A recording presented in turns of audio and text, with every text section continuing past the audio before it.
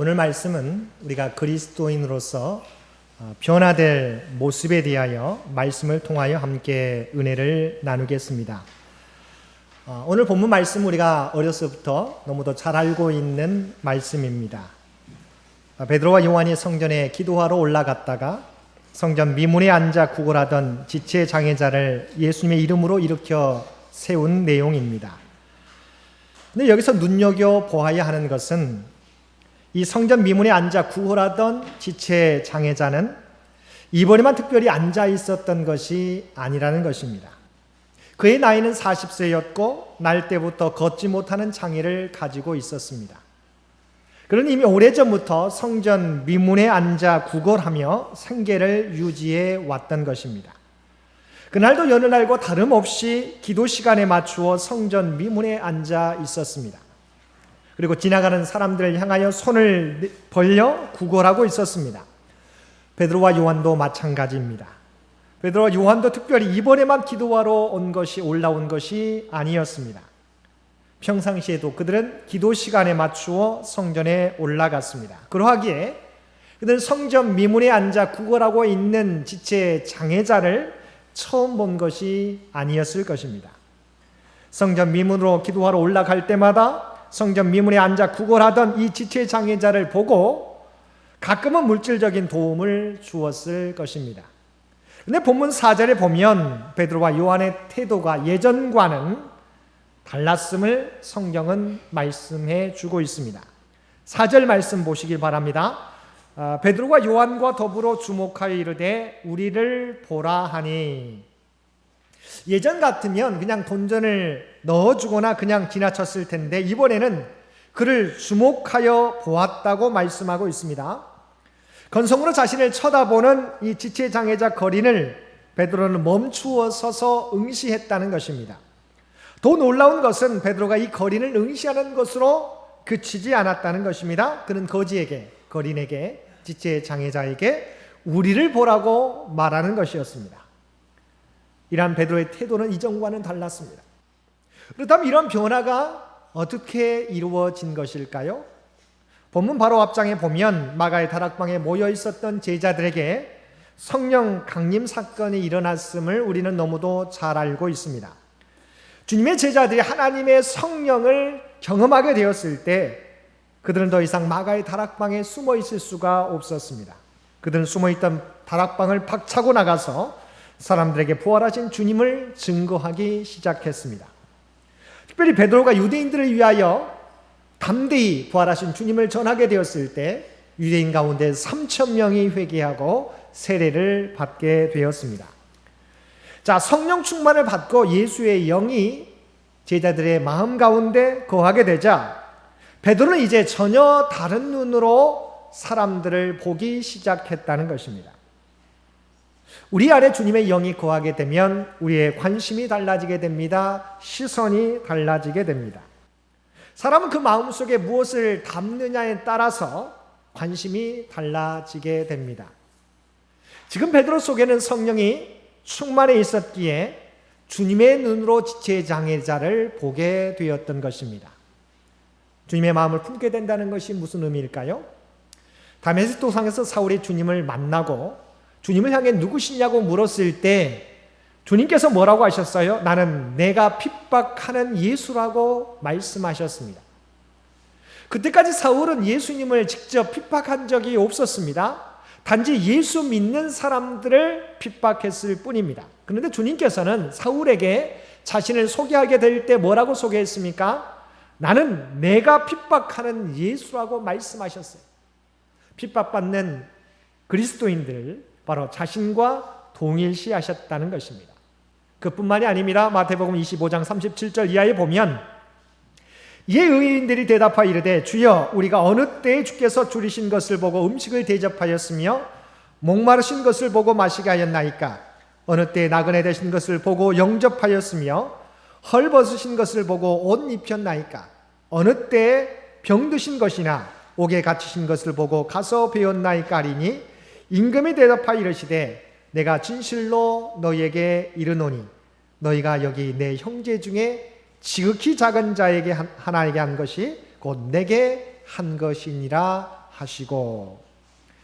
자, 이처럼 주님께서 이 세상에 가장 작은 자와 예수님 자신을 구별하지 않으셨던 것입니다. 이제 이 주님이 베드로의 10년 가운데 거하게 되자 그전에는 대수롭게 여기지 않던 그 지체 장애자 거린이 눈에 들어오기 시작했다는 것입니다.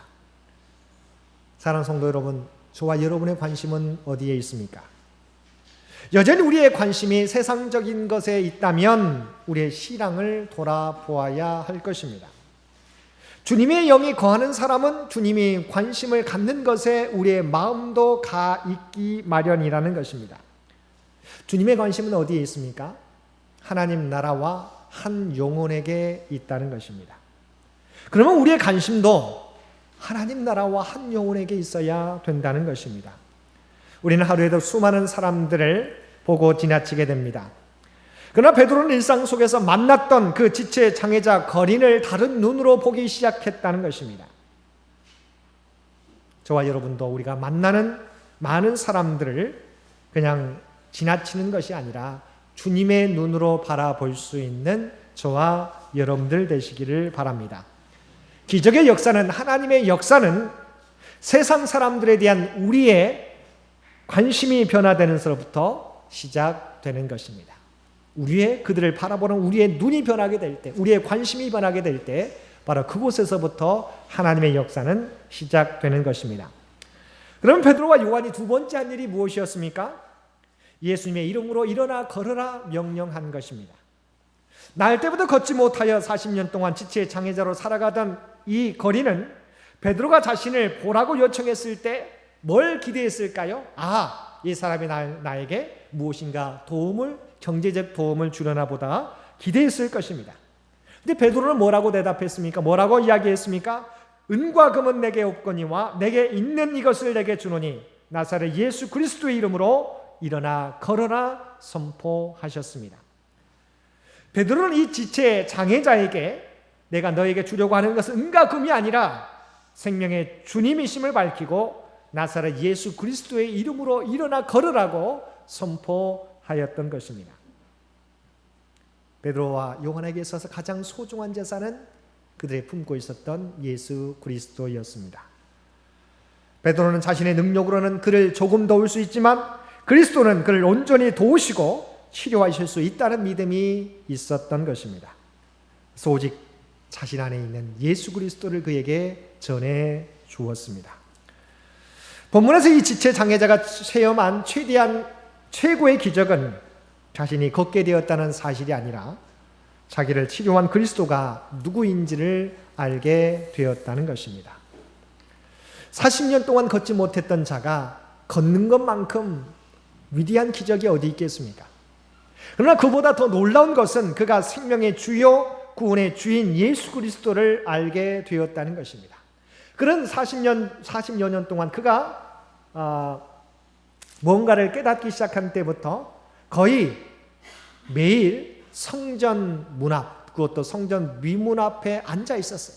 그러나 그의 마음 가운데 온전히 주님을 영접하지는 못했다는 것입니다. 그리스도를 알지 못하는 사람에게 줄 수 있는 가장 큰 선물은 예수 그리스도를 전해주는 것입니다. 그런데 여기서도 눈여겨보아야 하는 것은 베드로가 지체 장애자에게 주님의 이름으로 치유받기를 입으로 명하기만 한 것이 아니었다는 것입니다. 7절 말씀에 보면 오른손을 잡아 일으키니라고 말씀하고 있습니다. 베드로는 입으로만 예수님을 전한 것이 아니라 지체 장애자에게 다가가 그의 손을 잡고 일으켜 주었다는 것입니다. 지체 장애자는 태어나서 단 한 번도 일어나 본 적이 없었던 사람입니다. 40년 동안 앉아만 있었던 사람입니다. 그 사람이 일어선다는 것은 자신에게도 낯설었던 것입니다. 그러기에 베드로는 먼저 자신의 몸을 굽혀 그의 손을 붙잡아 일으켜 세워 주었던 것입니다. 사랑하는 성도 여러분, 여기서 우리가 기억해야 하는 것은 우리가 믿지 않은 자들을 주님께로 인도하기 위해서는 우리의 섬김과 희생이 필요하다는 것입니다. 하나님께서는 우리의 희생 없어도 일하실 수 있어요. 왜냐하면 말씀으로 무에서 유를 창조하신 분이시기 때문에. 그러나 하나님은 우리와 함께 일하시기를 원하십니다. 우리의 섬김과 희생에 하나님의 주님의 능력이 더해지게 될 때 놀라운 역사가 일어나게 되는 것입니다. 하나님께서는 우리에게 주신 달란트를 나만을 위해서 사용하기를 원하지 않으시고 우리 이웃들을 위하여 사용할 때 놀라운 역사를 나타내 보여주시는 것입니다.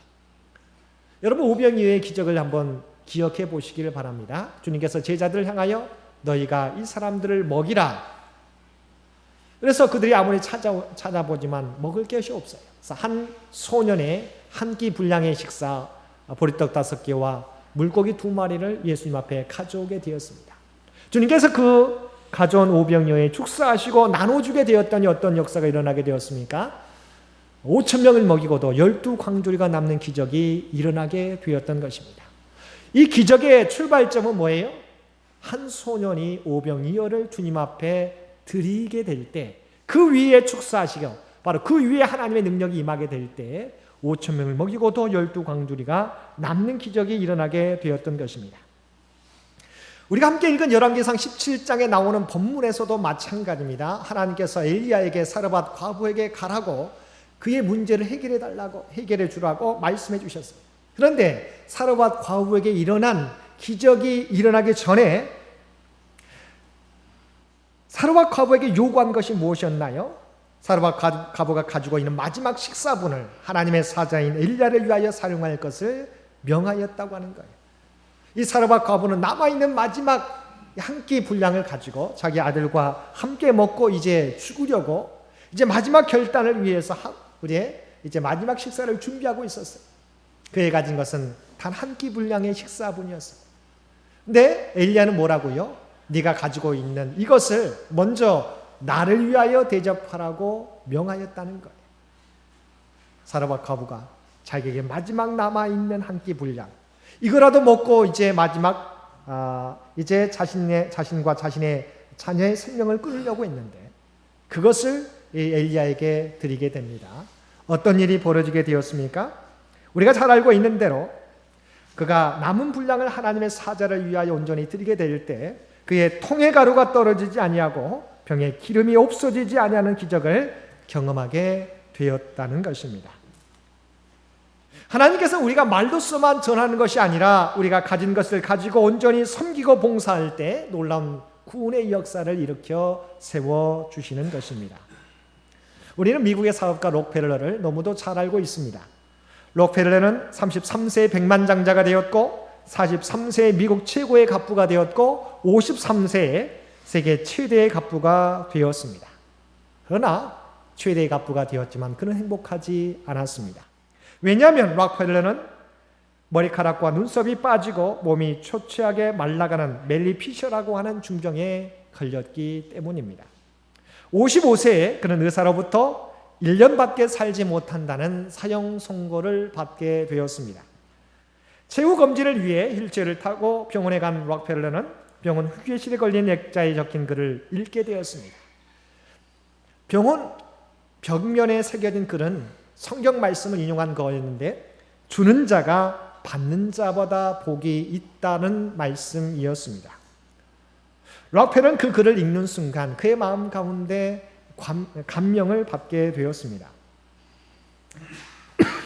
바로 그때 옆에서 입원비 문제로 다투는 소리가 들렸습니다. 병원 측은 병원비가 없어 입원이 안 된다고 하고 환자의 어머니는 나중에 돈을 벌어서 갚을 테니 제발 딸을 입원시켜달라고 울면서 사정을 하고 있었습니다. 록펠러는 비서를 시켜서 몰래 병원비를 지불케 했습니다. 며칠 후 은밀히 도와준 소녀가 회복하여 퇴원하는 모습을 조용히 지켜보면서 록펠러는 정말 기쁨을 느꼈습니다. 그는 나중에 자서전에서 그 순간을 이렇게 표현합니다. 저는 여태껏 살면서 이렇게 행복한 삶이 있는지 몰랐습니다. 그 글은 록펠러 재단을 만들어 가난한 사람들을 돕는 사업을 위해서 자신의 재산을 기부하였습니다. 그런데 신기하게도 그와 동시에 록펠러의 몸도 점점 더 나아지게 되었다는 것입니다.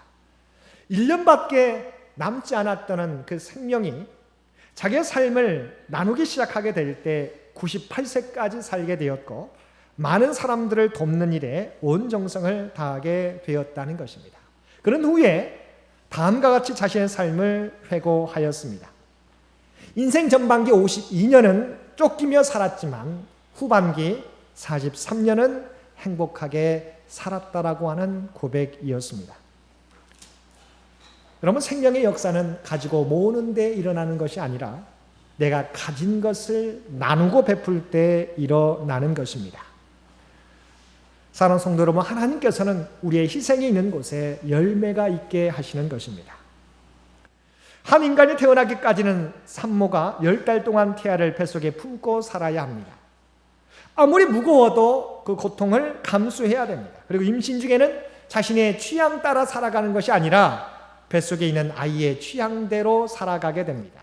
입맛도 달라지게 됩니다. 전혀 거들떠 보지 않았던 음식도 임신 중에는 태아의 성향에 따라서 그 음식을 먹게 됩니다. 그것뿐만이 아닙니다. 죽음의 고통을 통하여 출산의 기쁨을 경험하게 됩니다. 그 이후에도 태어난 아기의 기저귀를 밤낮 갈아주어야 합니다. 아기가 잠을 자다 깨다 울면 어머니는 눈꺼풀이 천근만근 무거운데도 아이에게 첫 물리기를 마다하지 않습니다. 아버지의 예의는 아닙니다. 직장 상사 혹은 거래처로 인해 자존심이 상하는 일이 비일비재합니다. 마음 같아서는 사표를 쓰고 싶은 생각이 하루에도 몇 번이나 일어나기도 합니다. 그러나 상한 자존심을 꾹꾹 누르고 일터를 지키는 것은 부양해야 될 가족을 위해서입니다. 우리의 가족을 위해서도 희생과 섬김이 필요하듯이 하나님 나라와 한 영혼의 구원을 위해서도 마찬가지라고 하는 것입니다. 우리가 노력하지 않고 희생하지 않고 거두려고 하는 것은 잘못된 생각입니다. 하나님 나라가 확장되고 한 영혼이 새 생명으로 거듭나기 위해서는 이와 같이 희생과 섬김이 필요하다는 것입니다. 희생이 있는 곳에 하나님께서 역사해 주신다는 것입니다. 나에게 주신 은혜와 달란트를 사용하여서 하나님 나라를 확장시키고 많은 영혼들을 주님 앞으로 인도할 수 있는 우리 창인의 모든 가족들 되시기를 바랍니다. 근데 우리가 이 일을 위해서 먼저 해야 할 일이 있습니다. 그것이 무엇일까요? 1절 말씀에 나와 있습니다. 제9시 기도 시간에 베드로와 요한이 성전에 올라갈세. 자, 이 사건이 일어나게 된 그 배경은 그들이 기도하러 성전에 올라가고 있었을 때 일어났다는 것입니다. 우리의 마음속에 한 영혼에 대한 관심을 불러일으킬 곳이 어디입니까?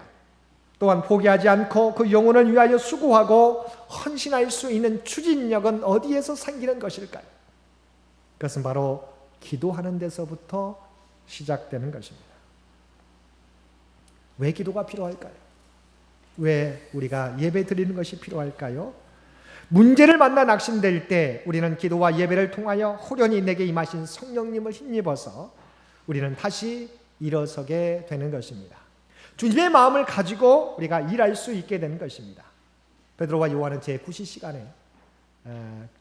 기도 시간에 기도하러 성전에 올라갔던 것입니다. 하나님께서는 그 믿음을 보시고 주님이 필요한 영혼에게 주님을 전하도록 인도해 주셨던 것입니다. 사랑하는 성도 여러분, 기도하지 않으면 나 혼자 힘겹게 일할 수밖에 없지만 기도하면 하나님께서 일하신다는 것입니다. 한 영혼을 만나게 하시고 그 사람을 변화시키고 하나님의 영광을 드러내게 하신다는 것입니다. 하나님 나라 확장과 영혼 구원은 우리의 노력만으로, 우리의 힘만으로는 부족하다는 것입니다. 주님의 도우심이 필요하다는 것입니다. 그래서 하나님께서는 기도하는 자에게 하나님의 능력을 베풀어 주시는 것입니다. 여러분, 하나님의 역사는 내가 하나님 앞에 맡기고 나아가게 될 때, 우리가 무릎 꿇고 주 앞에 서는 순간부터 하나님의 역사는 시작되는 것입니다. 하나님께서 오늘도 주님의 마음을 품고 구체적 섬김으로 내게 있는 주님을 전하는 사람, 그리고 이 일을 위해서 기도하는 사람을 찾고 있습니다. 오늘도 예배하는 저와 여러분이 이와 같은 성도들이 되셔서 우리의 삶의 현장에서 하나님의 구원의 역사를 드러내며 살아가실 수 있는 우리 장인의 모든 가족들 되실 수 있게 되기를 주님의 이름으로 간절히 축원드립니다. 함께 기도드리겠습니다. 사랑하는 가 충만하신 아버지 하나님, 주님의 십자가와 부활의 은혜로 우리를 하나님의 자녀 삼아 주시고 주께서 감당하셨던 사역을 우리에게 맡겨주시니 진심으로 감사드립니다.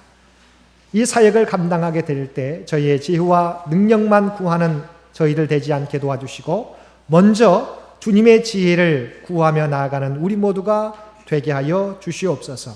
이제 주님의 마음으로 세상을 바라보게 하여 주시옵소서. 세상의 많은 영혼들을 바라보게 하여 주시옵소서.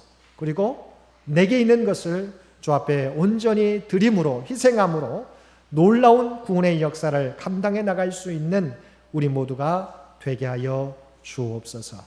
이 모든 간구 우리를 구원하여 주신 예수님의 이름으로 간절히 기도드리옵나이다. 아멘.